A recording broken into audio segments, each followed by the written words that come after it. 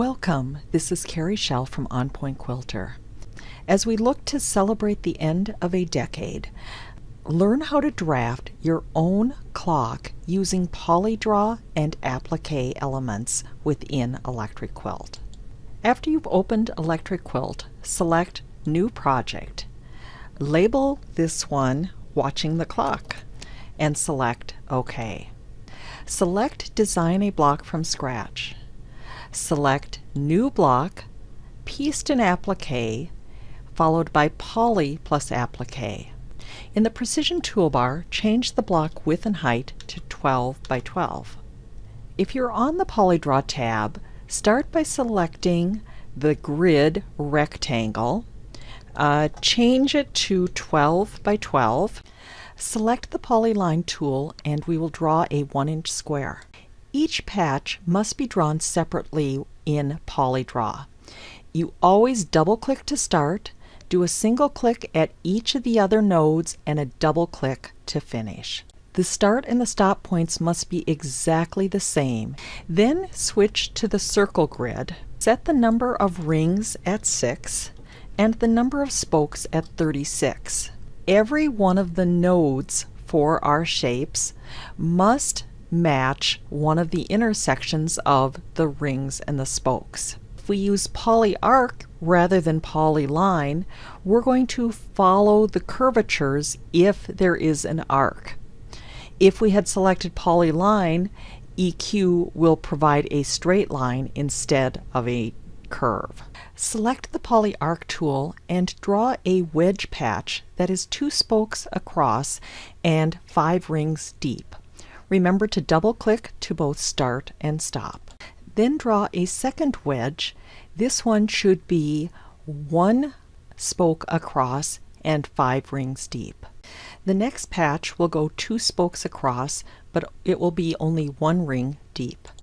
Under the previous patch, draw a patch that is 4 rings deep and 2 spokes across. Select the pick tool and select the narrow wedge and select clone, and then select rotate 3 times and move that into position. With the pick tool, drag a box to enclose everything other than the first 2 patches. Then select clone, followed by rotate 3 times and put into position. Then with the pick tool, drag a box and select everything and do a clone, flip top to bottom, and move that to create a mirror image on the bottom of the block. Then select one of the larger wedges, do clone, select rotate 9 times and position on the right side of the block.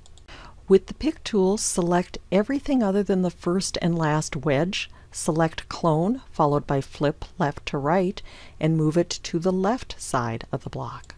Select the PolyArc tool and trace the inside circle. Select the Edit tool and select the nodes in that 1-inch square and move them to match the 4 corners of the block. We created the 1-inch square first because we want it to be behind all of the other pieces. Select the Color tab and let's select fabrics for this particular block. I selected Open Library. Go to the 2019 Fabric of the Month. The one I want to use is from October, and it is called Valley by Sherry and Chelsea, and it's by Moda. And I'm just going to do a Select All Fabrics, Add to Sketchbook, and close. Select Add to Project Sketchbook. Now let's add numbers to our clock face. From the libraries, select Block Library, navigate to the 06 motifs, and select Alphabet. With your Control or Command key, select 1, 2, 3, 6, and 9, and select Add to Sketchbook and close. Then view the project sketchbook. Under the Blocks tab, go to Motifs and select the number 1 and select Edit. With the Pick tool, select the number 1 and from the main menu select Edit Copy. View the project sketchbook. Under the Blocks tab, go to the Blocks tab underneath that and find the block we just drafted and select Edit. Make sure you are on the Applique tab and then select Edit Paste. Now select it with the Pick tool, and with the Control or Command key, drag one of the corners to resize it, and I want to get it about 1 inch tall. Move it on top of the top wedge. Select Add to Project Sketchbook, and then View Project Sketchbook, go to Motifs, select 2, and select Edit. Select the 2 with the Pick tool, do Edit Copy, view the project sketchbook, go to the Blocks tab. Now make sure that you're selecting the block with the number 1 in it and select Edit. Make sure you are on the Applique tab and from the main menu select Edit Paste. Again, with the Control or Command key down, resize this so that it is around 1 inch tall. Now repeat this process for 3, 6, and 9.